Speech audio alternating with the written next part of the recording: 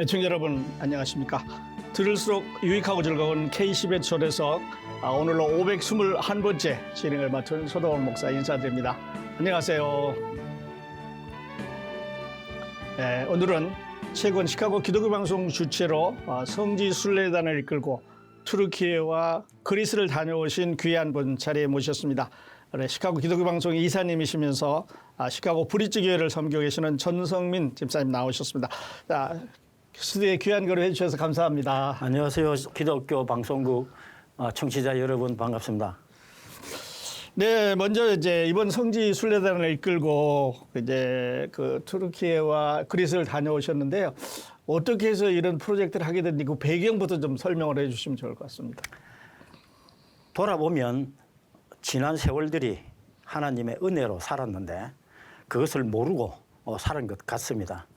그때에 하나님께서 나에게 회복할 수 없는 병을 주시고 투병 가운데서 큰 은혜로 아픈 몸과 영혼을 치유해 주심을 계기로 내가 하나님의 종으로서 어떻게 삶을 살까 고민을 하다가 보니 내가 가장 잘 할 수 있는 것을 하는 것이 좋겠다는 생각이 들어서 이 일을 시작하게 되었습니다. 성지순례는 관광이 아니고 믿음의 선조들이 걸어가신 발자국을 따라가면서 같은 희노애락을 느끼기 위해서 이 일을 시작을 했습니다. 이제 여러 곳을 다니셨는데 특별히 이번 여정 코스를 정하시면서 어떤 기도나 묵상 또 하나님께 주신 말씀이 있으시면은 나눠주세요. 우리가 성경의 땅을 돌아보는 것은 일반 여행과는 성격이 매우 다릅니다.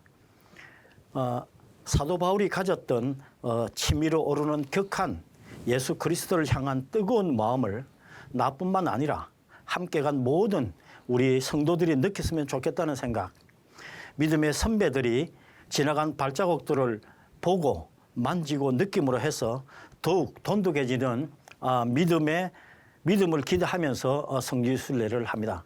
네, 그러니까 그 특별한 기도가 있으셨어요. 그 사도 바울의 발자취를 따라가서 이번에도 뭔가 그 배움을 얻기 위한 이런 기도가 있으셨다네. 그렇죠. 사도 바울이 우리에게 무엇을 전해줄지, 사도 바울이 우리에게 하고 싶은 이야기가 무엇이었는지 그런 걸 갖다가 우리가 이때까지는 목사님의 설교를 통해서 혹은 책을 통해서 혹은 성경 말씀을 통해서 저희들이 알았는데 지금은 실제로 우리가 사도 바울이 행동했던 사도 바울이 살았던 곳을 사도 바울이 만졌던 곳을 사도 바울이 설교했던 그 제단을 우리가 직접 가서 만져보고 느끼고 하면서 받는 은혜가 굉장히 큽니다. 그리고 특히 사도 바울이 예수 그리스도 때문에 그 많은 것들을 희생하고 감옥에까지 갇히는 그러한 일들을 우리가 직접 목도하면서 느끼는 은혜가 아주 큰 은혜가 우리한테 임한다고 생각을 합니다. 네, 그러니까 그 출발하시기 전서부터 이제 은혜를 담을 그릇을 이제 준비하신 거예요. 그렇습니다. 네. 예, 은혜를 담을 그릇을 네. 저희들이 굉장히 큰 그릇으로 준비를 합니다. 네. 늘 항상 은혜는 우리가 준비한 그 그릇보다도 훨씬 더 크고 네.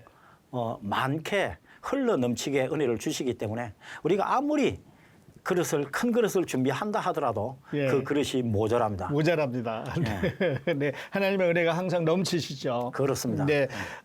처음에 이제 말씀 시작하실 때 성지순례는 관광과는 다르다.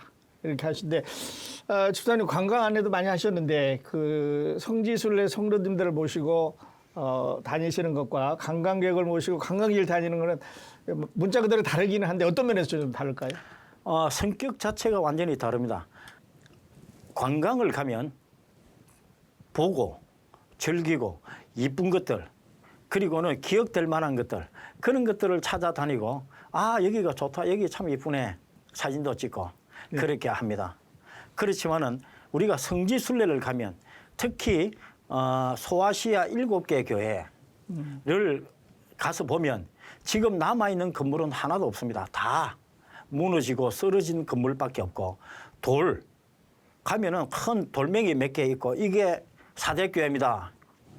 이게 필라델피아 교회입니다. 네. 그렇게 이야기를 합니다. 근데 우리가 그 돌멩이 하나를 보면서 큰 은혜를 받고 하나님께서 우리에게 풍성한 은혜를 그 돌멩이 가운데서 우리가 은혜를 받습니다. 네. 그게 일반 관광객이 느끼지 못하는 네. 그러한 은혜들을 우리가 그냥 돌멩이인데 네. 그냥 쓰러져 있는 건물인데 네.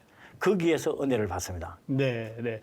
거기에서 이제 받는 은혜라고 하는 것은 그 장소가 우리의 영원한 복음과 생명과 관련이 있기 때문에 그 특별한 의미를 우리들에게 이제 주고 있는 거예요. 다른 사람이 볼 때는 가치 없는 돌멩이 있을 수도 있습니다. 그렇죠. 네, 네. 네. 그리고 이제 이번에 사도 바울의 이제 여정을 따라가셨었는데요.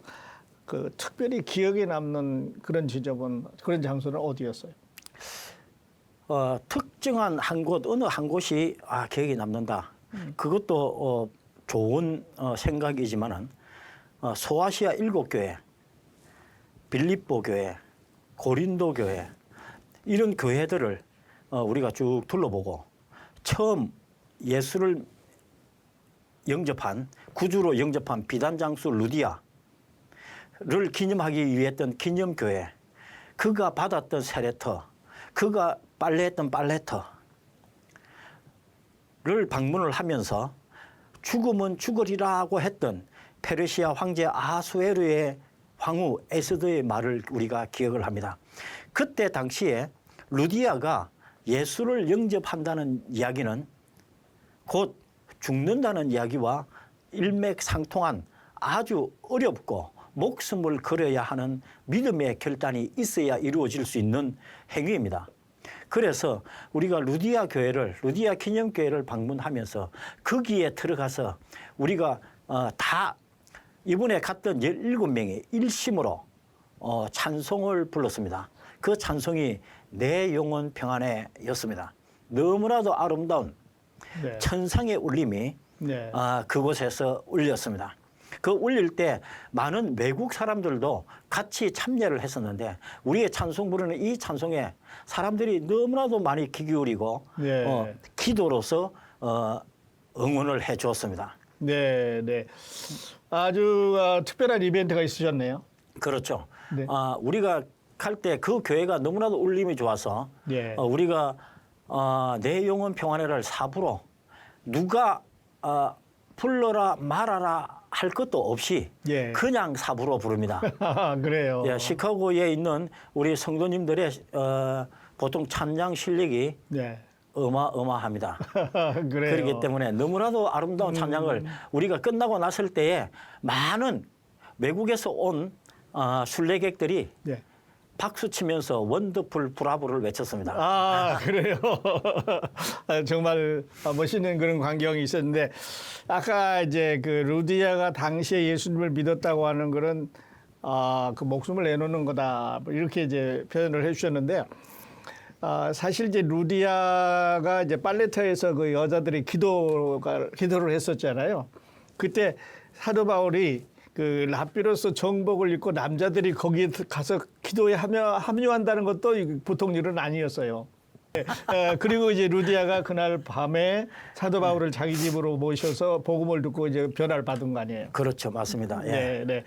그래서 그 자리가 우리들에게 많은 울림과 이제 감동을 주고 있는데요. 자, 복음이 전해졌던 그 자리, 또 거기서 느끼는 믿음의 순간 달랐을 것 같은데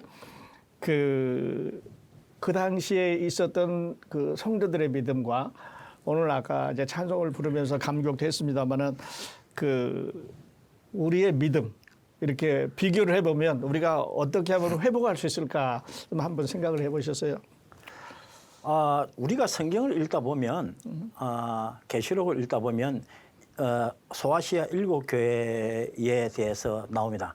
예수님께서 그 책망을 하실 때 사대교회, 라오디게아 교회가 어떻게 비유로 책망을 하시냐 하면 차지도 덥지도 않다 그렇게 말씀을 하십니다. 예. 근데 그 라오디게아 교회의 그 옆에 온천이 있는데 그 온천 이름이 파묵칼레라는 온천입니다. 예. 그 온천이 세계적으로 아주 유명한 스퀘스 안반 온천인데 네. 그 온천이 옛날에도 지금도 미지근합니다. 네. 그래서 네.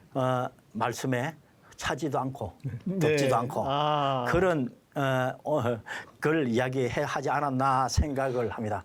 그리고 사대 교회가 부요하다 네. 그렇게 말씀을 했습니다. 그런데 사대라는 지방이 그때 당시에 대상들이 왔다 갔다 하는 길목에 있는 그러한 도시가 이기 때문에 대상들이 많이 왔다 갔다 하다 보면 네. 물자가 많이 왔다 갔다 하고 네. 물자가 많이 왔다 갔다 하다 보면 돈이 많이 왔다 갔다 하고 네. 돈이 많이 왔다 갔다 하다 보면 네. 부정. 부자가 되고 예. 부자가 되면 딴 생각을 하게 되고 예. 여러 가지 그렇게 됩니다. 그래서 여기서 뭘 이야기하냐면 사대교에서는 처음 사랑을 잊어버렸다 그렇게 합니다. 왜냐? 돈이 많다 보니까 내가 처음에 가난했을 때 내가 예수를 맨 처음에 믿을 때 그 열정 그런 것들을 다 잊어버린다 그런 이야기입니다. 네. 그 왜냐? 돈이 많고 부자다 보니까. 그래서 우리들은 믿음을 지킬 때 처음에 우리가 가졌던 우리가 맨 처음에 예수를 믿고 우리가 중보를 하고 우리가 처음으로 중생을 하고 난 뒤에 그때 가졌던 그 격하게 끌어오르는 그 감정들, 주님을 향한 그 열정들, 예수 그리스도를 향한 그 사랑이 그 식어지면 안 되겠다 하는 것들을 갖다가 느끼게 만들어주는 여행이 아니었나 생각을 합니다. 그리고 우리가 목사님께서 금방 믿음의 태도가 무엇이냐라고 물어보셨는데 예. 제가 생각할 때는 그렇습니다. 내가 뭔가를 시도하려고 하면 실패하고 절망하고 좌절하지만은 네. 주께서 만져주시면 말씀에 보면 병든 자, 눈먼 자, 안전뱅이, 귀신 들린 자, 마음이 상한 자, 가난한 자 이런 모든 묶임에서 풀어진다라고 말씀을 하십니다. 특히 바울은 강의 위험과 도둑의 위험과 강도의 위험과 40에 하라만한 태형과 여러 가지 말할 수 없는 고난 가운데서도 수없이 어려운 환난 가운데서도 넉넉히 이길 수 있었던 것은 예수 그리스도를 향한 뜨거운 심장을 가지고 있었고 그다음에 그를 위한 성도들의 기도와 예수 그리스도를 향한 흔들리지 않는 믿음 이런 것들이 사도 바울을 바울되게 만들었지 않은가 생각을 합니다. 믿음의 태도는 우리가 사도 바울이 가졌던 그 믿음의 태도를 오늘날을 살고 있는 믿음의 성도들이 가져야 될 근본적인 믿음이 아닌가 생각을 합니다. 네, 네. 예, 근본적인 믿음, 우리가 주님을 처음 만났을 때 기뻐하던 또 우리가 처음 그 사랑을 나누었을 때 그 기쁨들이 이제 시간이 지나면서 또 부요해지면서 자꾸 쇠퇴해 가는데 우리 그 오늘날 문화에서도 좀 그런 것 같아요. 우리 한인들도 보면 처음에 미국에 오셨을 때는 그냥 교회밖에는 또 교회는 교회로 했었는데 지금 좀 많이 좀 그런 면에 있어서 약해졌어요. 뭐 누구나 다 우리 시카고에 사시는 기독교 방송을 청취하시는 성도들께서도 이민 연수가 짧고 이민 연수가 길고의 문제가 아니고 네. 처음으로 우리가 이민 올 때 그 막막했던 그런 심령들이 살아가면서 이제 조금씩 나아지고 형편도 나아지고 그렇게 하다 보니까 생각들이 바뀌는 게 아닌가 그렇게 생각을 합니다. 그렇게 하다 보니까 불평 불만들이 생기고 그렇게 되는 게 아닌가 그렇게 생각을 합니다. 저는 이때에 주일을 맞이해 가지고 같이 가신 분들 중에서 목사님이 한 분도 안 계시고 전도사님이 한 분도 안 계셨습니다. 그래서 같이 간 분들 중에서 장로님이 계셨는데 장로님을 연로하시고 그래서 전 집사 네가 설교를 해라. 그렇게 해서 제가 설교를 했습니다. 제가 기도하고 설교하는데 총 8분 걸렸습니다. 네. 그러니까 너무 좋아하더라고요. 네. 짧게 하셔서 좋아했어요. 근데 이제 그때에 네. 제가 무엇을 말씀을 들었냐 하면 민수기 14장에 있는 그 말씀을 읽었습니다. 그 말씀은 뭐냐면 하나님께서 이스라엘 백성에게 내 귀에 들린 대로 내가 너희들에게 행하겠다. 그렇게 말씀을 하셨습니다. 내가 죽겠다 이러면 그냥 죽여줄 것이고 네. 내가 복을 받을 것이다 이러면 복을 줄 것이고 네. 우리 애가 공부를 잘할 것이다 이러면 잘하게 해줄 것이고 네. 야 이 망할 놈아 이러면 망하게 만들어 줄게. 네. 네. 여러분들은 뭘 선택하시겠습니까? 여러분들은 여러분들의 선택에 따라서 자녀들이 망하거나 흥하거나 할 수도 있고 여러분들의 사업이 망할 수도 흥할 수도 있습니다. 그건 여러분들의 말을 어떻게 하느냐, 하나님의 귀에 어떻게 들리느냐에 따라서 네. 그렇게 됩니다. 그것은 여러분들이 알아서 정하시면 됩니다라고 제가 설교를 했습니다. 네, 네. 우리 듣는 청취자들도 감동받으실 것 같은데, 집사님 이야기 들으면서 옛날 우리들이 들었을 때 이야기 있어요. 그 말이 씨 된다고. 하나님 모르는 사람들도 말을 하면 그대로 된다는 이야기도 또 가수도 슬픈 노래를 부르다면 슬퍼지게 된다는 이야기도 있었고 했는데 우리 그리스도 안의 사람들은 하나님의 귀에 들리는 대로 하나님이 갚아주신다는 말씀으로 이제 설교를 해주셨는데 다들 좋아하셨을 것 같아요. 아, 그럼요. 일단은 설교 임팩트 있고 그다음에 두 번째는 8분밖에 안 걸렸기 때문에 네.